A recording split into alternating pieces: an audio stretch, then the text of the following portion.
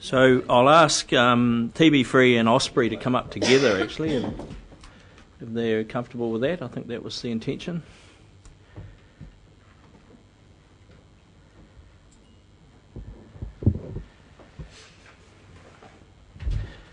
So you introduce yourselves. You happy to work this together? Sure. Yeah, okay. Well, welcome.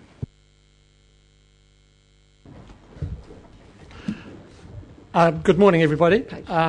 My name's Dennis Mitchell, for those that don't know me, and I chair the TBfree committee for Hawke's Bay. My colleagues on my right is John Deal. He's the communications manager for OSPRI New Zealand, and further over Kevin Sigelko, who is our field supervisor for our vector program here in Hawke's Bay. Could I confirm we had a report that hopefully was circulated about the local program? Was that received, Fenton? Can you confirm? The expertise on that matter is here she is. Report received. I'll continue. We did have a report on the local program. Okay. We'll continue. That was, Okay. was hopefully just to fill some gaps for councillors anyway. But I think certainly our committee submission, as I say, we take as read. Historically, we've had great support and cooperation from this council, and we do wish to acknowledge that, and we certainly don't take it for granted. We believe our program does deliver significant economic and environmental outcomes for the region. I guess the issue for us is that the program will run for many years yet.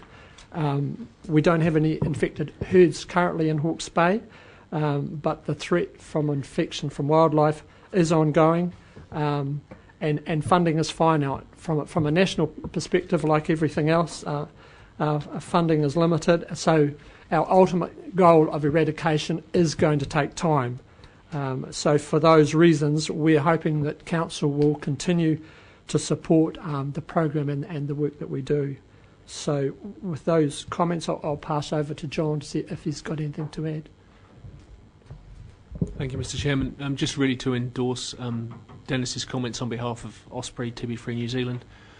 We certainly don't take Council's investment, ratepayers' investment for granted, and I'd just really like to endorse that this is a long-standing strategy that we find ourselves in, taking us through to 2026, by which time we're hoping to have eradicated TB from some 275,000 hectares in the Hawke's Bay region.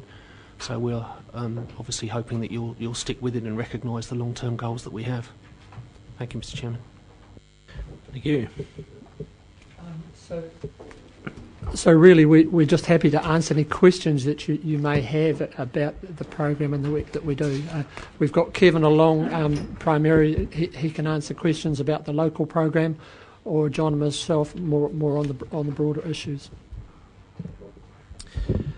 Thank you. Well, I'm happy to kick it off. We're TBfree at the moment. Have you had any near misses, or we've had the odd avian, I understand, but has there been any?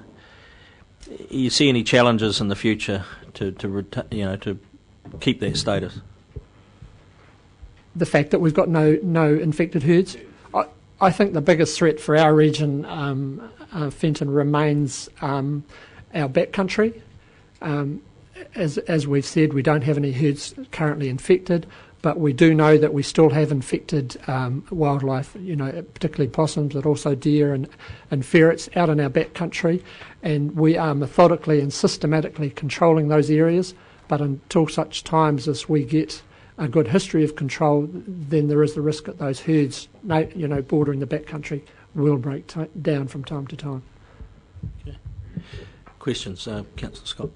Yes, I'm sorry I haven't had a chance to have a look at this yet, which probably does answer the question I'm about to ask. But the borders with other council areas, we know up north their pest control is not nearly as extensive as ours.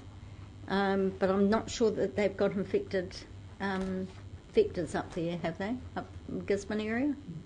Can you tell us, we know where our areas are, what about the borders between Horizons and on the south and Gisborne in the north. Without getting too technical, the program is allocated according to risk and obviously the funding that we have. And as you would know, Gisborne is classed as a vector-free area. There's no TB endemic in wildlife there, so there would be no vector control there unless we probably had an infected herd issue, and then we would do some surveys to ensure that source wasn't a wildlife source.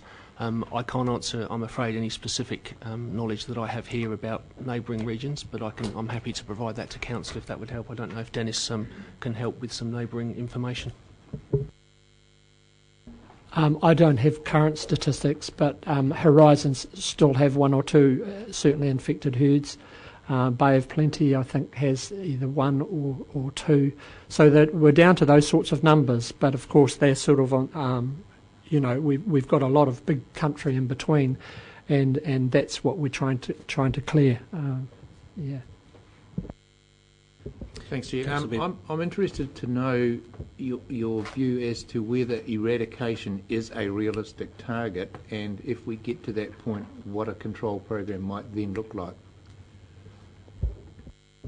Certainly when the strategy was reviewed 2009 and came into effect in mid-2011, all of those who are funding partners to it, including local government, certainly believed it was possible, which is why we're on the track we're on.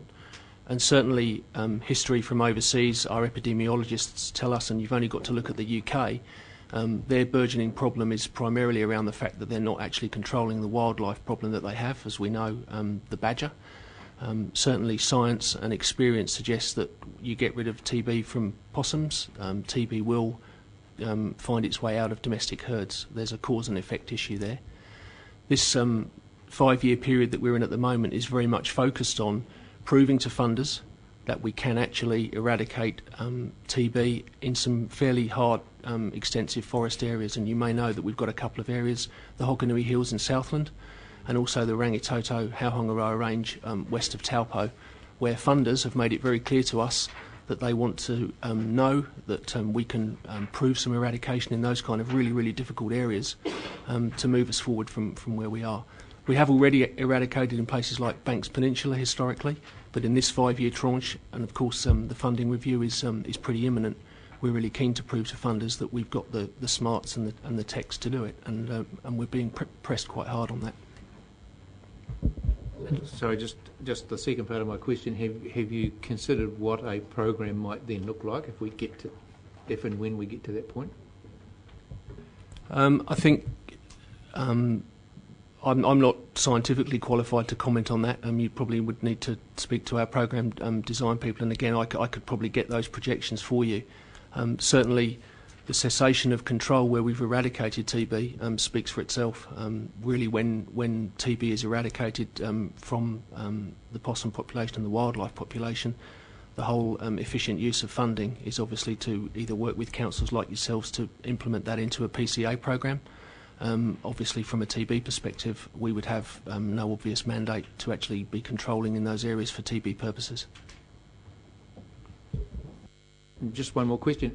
Are possums the sole vector, or are there other wildlife as well? Any mammal can catch TB, and you've probably seen that written quite publicly. Our scientists tell us unequivocally that the possum is the core maintenance host of TB. If you remove TB from possums, you will not find TB in pigs, deer and other animals. They are the animal that cycles the disease and the animal that is most likely to come into contact with cattle and deer. Councillor Graham. What do you see as the biggest objective obstacle to your objective? Challenge to your objective, really? There are many. Surety of funding, dare I say, in this environment is one of them. The advances that we've made scientifically, and maybe Dennis would have a farmer perspective on this, we're really concerned about complacency as well. We've reduced infected herd numbers from 1,700 in the mid-1990s nationally down to around about 80. And that's obviously a challenge because people are not seeing the levels of TB that they saw maybe 20 years ago, and that can be a real challenge for us. And we recognise that councils, communities have competing demands for their funding. So I would say unequivocally probably funding, because without the funding we can't do anything, any of the other stuff that we're obviously looking to do. Thank you. Any further questions? Unhappy? Okay. Well, thank you, gentlemen. Any final comments? Fenton, just very briefly, I'd just like to mention earlier in the autumn we plan to run a demonstration day on the TBfree program that councillors were and staff were invited to, and we were forced because of the weather to put that off. I just would like to let everyone know that will be run again in the spring. We will try and get a date to you as soon as we can. And we think it would be a really valuable day for any of you that do have an interest in the program and the work we do. So hopefully some of you will be able to attend that. But over and above that, an open invitation that we're happy to come in at any time to talk to councillors and or staff about the program and an update as to what we're doing. Thank you. It was unfortunate that the two councillors that weren't notified it was off, but they did manage a quick round of golf at the TBfree Golf Club in the rain, so it was something, I suppose. But yeah, we look forward to the invite to the next one and try and get a few more folk along there. So, thanks, Fenton, and apologies again for the miscommunication. Absolutely. Okay. Right. No further questions. Thank you, gentlemen, and consider your submission in due course. Right.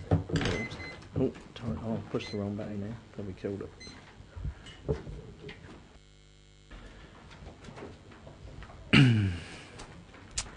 Right, okay, we are a little ahead of time here, but Mr. Newman, I saw him here. Good morning, sir. Welcome. Councillors, page 14 of the agenda.